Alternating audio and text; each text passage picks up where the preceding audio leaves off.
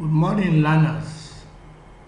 You are welcome to this platform, and you are welcome to the fall semesters.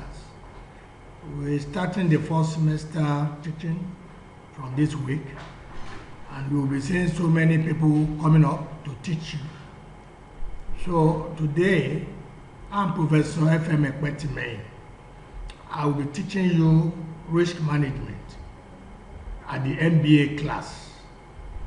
And I want to believe that by now you should be able to download your papers from the LMS and start reading. Risk management, naturally, is what people call the management of risk. That is, for risk management to be properly done, you must be thinking of so many risks available.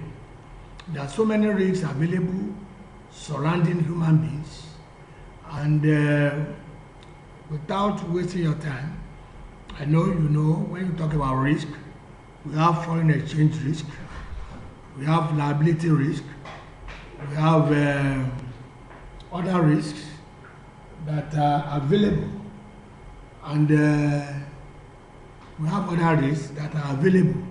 So we have foreign exchange risk, liability risk, property risk, and so on. But you must be able to manage them in an organization. As a management expert, risk management should be your priority. So today we'll be looking at risk management. But before we go on, let us look at the concept of risk. Risk refers to the probability that something unpleasant or dangerous might happen. That is one of it. Another way of looking at risk is it is the chance or possibility of loss. Then we want to look at risk is a condition in which there is a possibility of an adverse deviation from a desired outcome. Risky situation has two elements commonly found. The first one is the outcome is uncertain, and there are two possible outcomes. Either the outcome is favorable or unfavorable. Either it is being liked or not liked. So then we want to look at risk. We want to look at how to describe risk. We describe risk in two ways, either as objective, from objective view, and subjective view. When we talk about the objective view, risk is a measurable phenomenon and usually rely on probability concepts. That is, when you are talking about risk, it is a phenomenon that rely on probability. That is something like standard deviation, medium, mode, variance to measure it. But when you are talking about the subjective view, some people believe that risk cannot be measured, that most of the decisions we take, even under risky situation, is by the rule of thumb, which is because we are human beings, we don't have all the knowledge, we are bounded by reasoning, which we call bounded reality. So as a result of this, we cannot know everything, and we will not be able even to use anything measurable to determine our decisions. So but what we do is we take decisions using the rule of thumb, which is heuristic. So you discover that our personal subjective concept of risk is affected by heuristics. So we have these heuristics coming from subjective, then we have the objective aspect of risk, talking about measurability. Then we have risk and uncertainty. Some people will confuse themselves with saying risk is uncertainty. Risk is not uncertainty. They are two different things.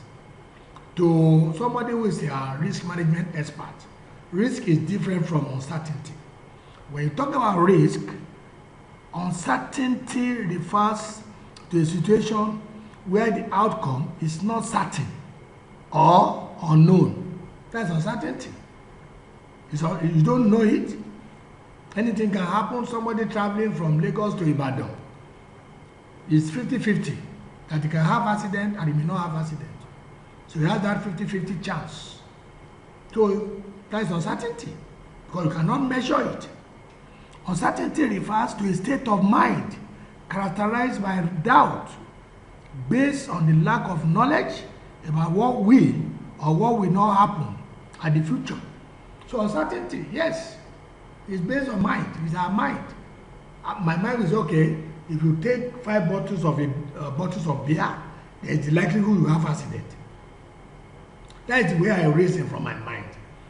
But do you believe that somebody might be traveling with 10 bottles of beer and may not have accident? So it's uncertain. So that is what we call uncertainty. But when you talk about risk, risk is a situation where you are sure of what will happen. Accordingly, some weights or probabilities can be assigned into risky situations. You can apply it. You can apply probability. The all things being equal, with so probability, this event will take place. With so probability, this can happen. That is risk. But to uncertainty, the psychological reaction to the absence of knowledge lacks the privilege of attaching any weight. That is, to uncertainty, you cannot add any weights. You can't add weights because you are not certain. But under a risky situation, you can add weights.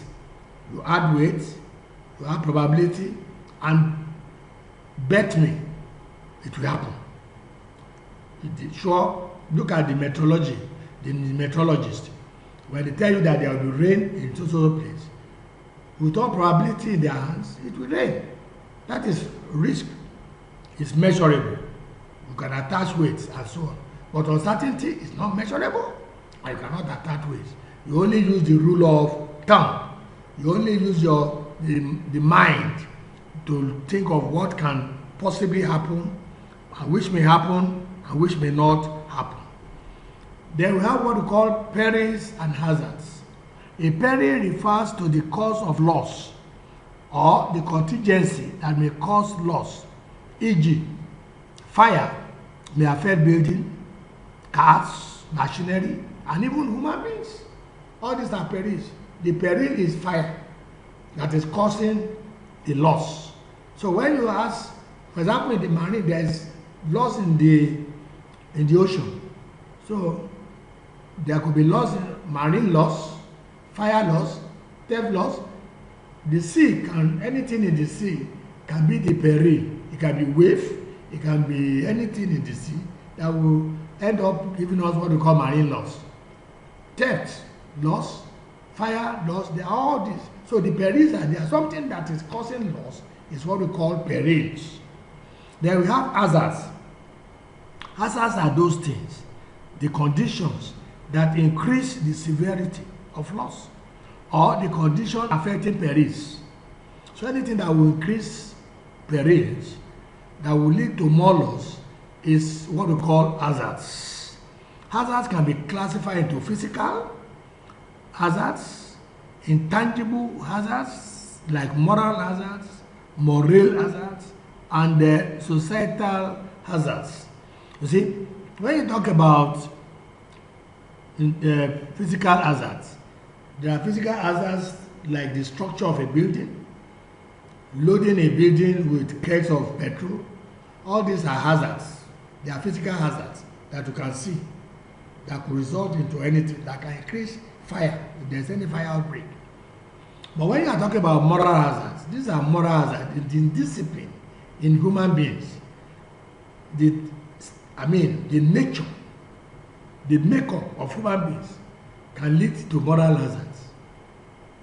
Take, for example, an accountant in a bank or in any company might decide to steal money. That is moral hazards. So your accountant has that moral hazards that can increase loss. So when you are talking about a theft of 3 or 5 or 50 million in a bank by armed robbers, the insider, your accountant, the bankers there can be part of the hazards that will give them the leeway, that will tell them that so amount is in the kitty of the bank, and armed robbers will come and take them away. So that is hazards. So they will have what we call the moral. Moral hazards is where people do things indiscriminately without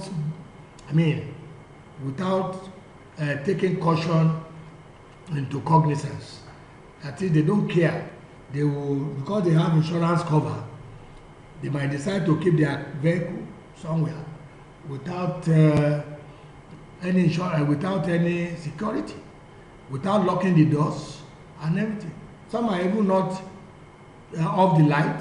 They will put on the engine that they want to quickly run into a shop and buy something without even offering the key, offering the light of the vehicle. As a result, there could be armed robbery, there could be theft, there could be anything on the vehicle. So that type of attitude is what we call moral hazard. Then we have the societal hazard. There are many hazards in the society that you have to take cognizance of. So all these are very important that you have to understand. Then we have types of risk. We have financial risk and non-financial risk. Financial risk has to do with money, whereas non-financial risk has nothing to do with money. So there are two risks. Then we have the pure risk and we have the speculative risk. The pure risk is a risk that is measurable. You can measure it, you can insure it, but this speculative risk is speculatory in nature. You cannot insure it. Somebody coming with $10,000 worth of goods from America, thinking that he will make a profit of $5,000 in Nigeria, might come to Nigeria and may not even make up to the $10 million that is spent in buying the goods. So, and insuring such goods at 15 million might be risky. It's speculatory. Who told you you will make up to that? Who told you you are not going to make a loss? So insurance does not engage themselves in any speculatory risk. Then we have individual risk.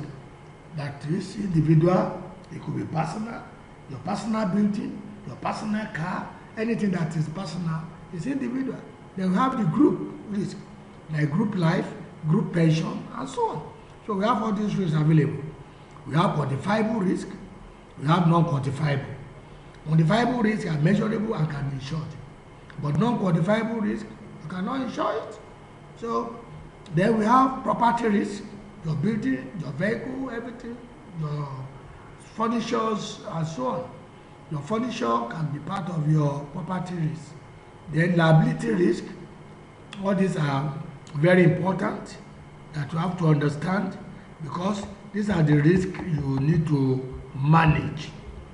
Then we have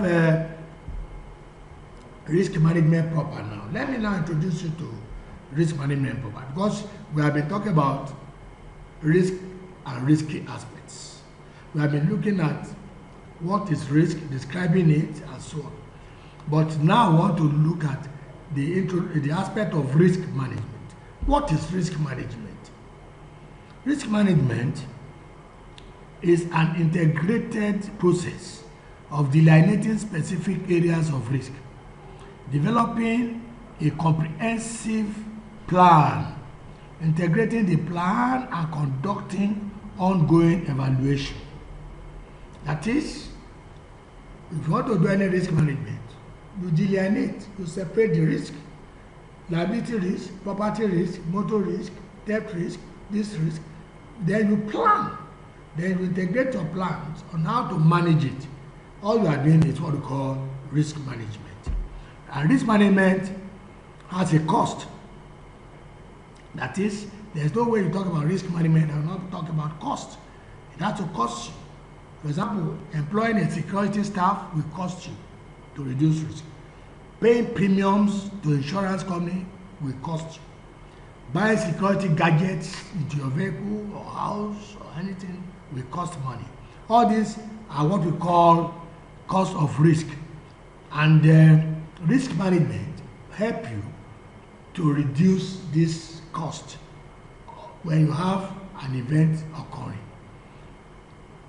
Because when you buy all this, all I'm talking about, all you are trying to do is to manage risk. So you see that risk management is very important. It helps you to reduce the cost of repairing a building that could easily go on fire. It helps you to reduce theft case. It helps you to reduce car theft and so on, because you have risk management, gadgets, tools on them.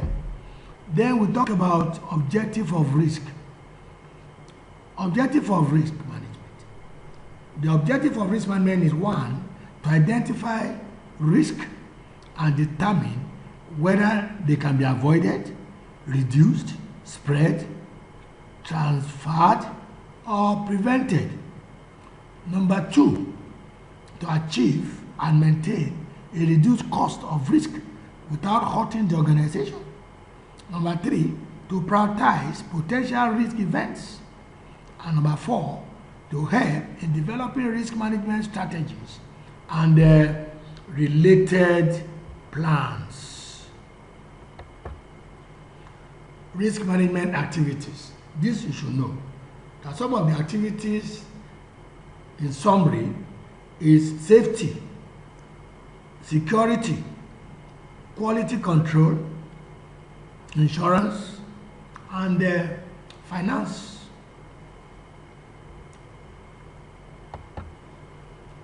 Let's look at the components of risk management. Risk analysis is the first component. Risk analysis is the first component. When you talk about risk analysis, you have to talk about risk identification and risk evaluation. That is, before you can manage any risk, you must be able to identify the risk. Then you must be able to evaluate it, the frequency of the risk and the severity. If this risk should take place, what will be the size of the risk? What will be the severity of the risk? You want to find out. So risk analysis is the first component. The second component is risk control. When you identify a risk, you must be able to control it. And how do you control it? You control it either through risk avoidance, risk reduction, risk improvement, risk transfer, and risk retention. You can control the risk in these several ways.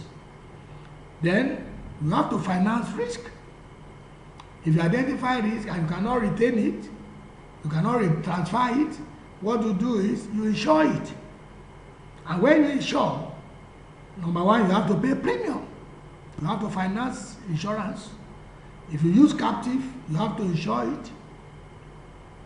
If you use self-insurance, you have to retain some of the risk. And when you talk about risk retention, it means probably 50% you want to retain and you want to transfer the remaining 50 to an insurance organizations.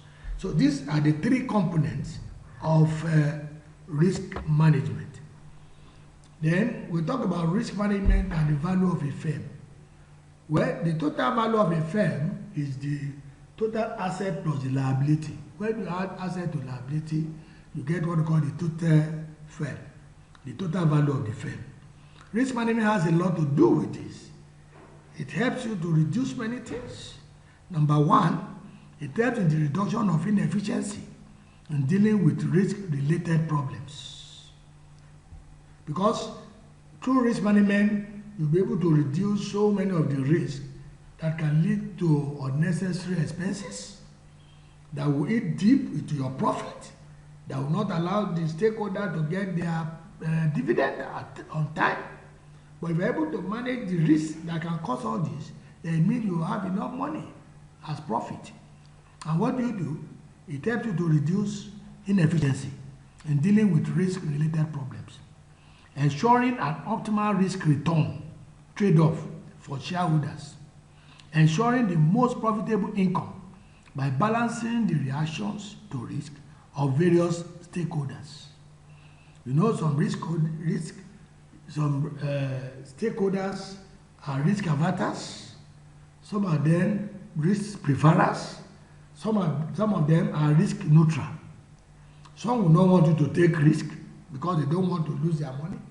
Some will readily tell you that you should take the risk because if there is no risk, there is no return. Some will tell you, I'm neutral. Whatever you want to do, do it.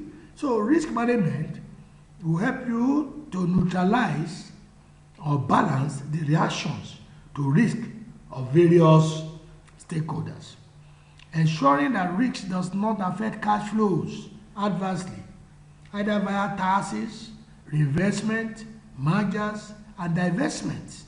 And finally, it helps in regulatory compliance. Regulatory compliance. Because there are some regulations you have to carry out. There are some regulations you have to carry out as an organization. So you need risk management to manage these regulations. And that is why we talk about compliance. To be able to comply. Like for example, in an organization or in companies, there must be fire extinguishers. You must have fire extinguishers in your building, so that when there is fire, you quickly quench it. So part of your risk management policy will be to make sure you have enough fire extinguishers. And what are you doing by doing that? You are now complying with the regulations. There are some methods of risk identification that you have to know. You know, we said there are 3 components of risk management. So the first one is risk analysis. And we are starting with the risk analysis aspect now. And the first other risk analysis is methods of risk identification. You have to identify risk. So you can identify risk through your checklist register. Organization has checklists that will determine the time, the claims they have gotten before, the amount of fire that has taken place, the number of theft of cars. So they have all these registers that have to cross-check before you insure any organization. You have to check, that is from their checklist register. They have some models of the production process. Models, they are models. You know, when you are talking about production process, the first thing that should come to your head is the flow chart. When the product is being manufactured in the factory, they have to bring them to the warehouse, from the warehouse to the retailers outside the company, from the retailers to the consumers. So definitely there are risks along that chain that must be managed. So there is models of the production process. Then we have the accident process models. We have the Charles Perrow model. We have Shistava Hot RP model. Shistava gave us this model that has to do with risk identification. That is, it talks about HOT. That is, in any organization, you have to look at the human aspect. You have to look at the organizational structure. You have to look at the technology involved. So when you talk about human aspect is very important in an organization. Problem can arise through them. Anything can happen through them. The same thing with the structure. Organizational structure can bring about unnecessary crisis. And you have to watch it. Then you have the technology. The various technology coming up these days can bring a lot of crisis to an organization. We are talking about artificial intelligence. We are talking about this. This could lead to redundancy. It could lead to sending people away from the organization. It could lead to reduction of staff. It could bring a lot of crisis. So Shistava is talking about HOT and is talking about RIP. That is, risk can come through the regulatory body. It can come through the infrastructure, and it can come through your unpreparedness. So which means you have to be prepared as an organization for any event. Then you have to look at your infrastructure at all times to make sure they are not obsolete, so that at any point in time you are still able to be in the market. Then your what do you call it, the regulatory body. What is the regulatory body saying? Like insurance, we talk of NICOM. What is NICOM saying? So if you don't comply with NICOM regulations, it could bring crisis. So all these are very important. So these are ways you can identify risk. You can go on to identify, through, I think this gentleman there gave us something. Let me see. There is this Turner and Pigeon developmental sequence. They view crisis as developing over a series of 6 different stages, which span before, during, and after the occurrence. He gave us this. So, 6, that you have to watch these 6. These are the 6 here. Number 1 is talking about the notionally normal stage of the risk. It's starting, but you may not know. Then it has what we call the incubation stage. It will incubate, you will not know. Then from there, it will occur. So we have the occurrence stage. Then we have the onset of the consequences. After occurring, what are the consequences? After the consequences, then rescue and salvage. Then the last point is where all the members of the organization will now be thinking, how did this occur? Who is responsible for this? How do we guide against this? That stage is a stage of full cultural readjustment, where individuals realize the extent to which the existing common sense thinking was inadequate. Maybe they were not thinking enough before, they were not putting common sense into what they are doing, and that resulted into the problem they are facing. So they are now realigning themselves, they are readjusting, they are looking at what happened and why it should not happen again. Then we talk about the Portion and Mitroff onion model. This model is looking at organization as an onion. The outer part of the onion is considered to be the technological aspect. That is the outer and the visible layer of the onion. It's being looked at as the technology aspect of the organization. That problem can come through that technology. Anything can happen as a sort of advanced technology, changing technology, innovation technology, and so on. New ideas coming up through technology can lead to crisis. They talk about organizational structure. Yes, the organizational structure shows the relationship of each of the level to each other. So where the levels are not followed, where proper structure is not given, it could lead to crisis. Somebody going over his boss to another boss can lead to crisis. So that is why organizational structure is very important. It's talking about human factors. Yes, human factors is another thing. It's human factor that can strike. It's human factor that can say we no go agree, and they will lead the whole organization to crisis. And that is why when you are given any policy, it's one thing to make policies. It's one thing for the human factors to accept your policy.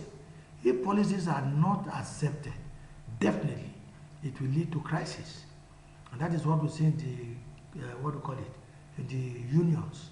When government says we have this policy, it's defined, it's communicated, but at the end of the day, it may not be accepted by the members or by the unions. So definitely it will lead to crisis. And finally, we have the top management psychology. The top management psychology is the core of the onion. It has to do with a degree of self-centeredness. If the management is self-centered, it's a problem. Number 2, the degree of fatalism, the link with faith, that it is faith. No, everything cannot be by faith. Some things are happening because of your carelessness, the way you handle situations, the way you report, the way you do things. And the final thing there is the nature of defense mechanism. What type of defense mechanism do they have? What is the nature of their defense mechanism?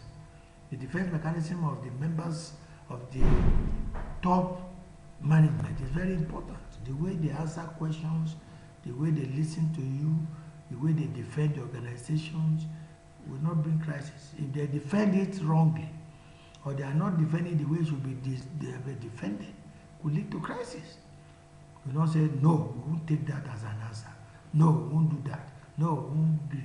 No, we have this. No, we must do this for us. So their nature of defense mechanism is very, very important.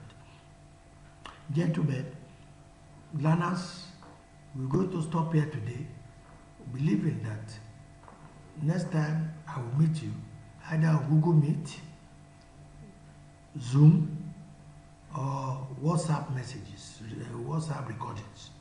You'll be getting from me from time to time. But to start with, I want you to go into this and try as much as possible to read the first 2-3 chapters of the handout given to you. You will see all this there. So when next we now meet, we now go for that. And I think for now, we'll be looking at about, maybe, how will I put it now? We'll be looking at some of these methods as we go on. We have finished with what do you call it? Risk analysis. Maybe next time we'll talk about risk control, then risk financing. Then from there we can move forward. So I wish you well in your studies, and I pray you do well.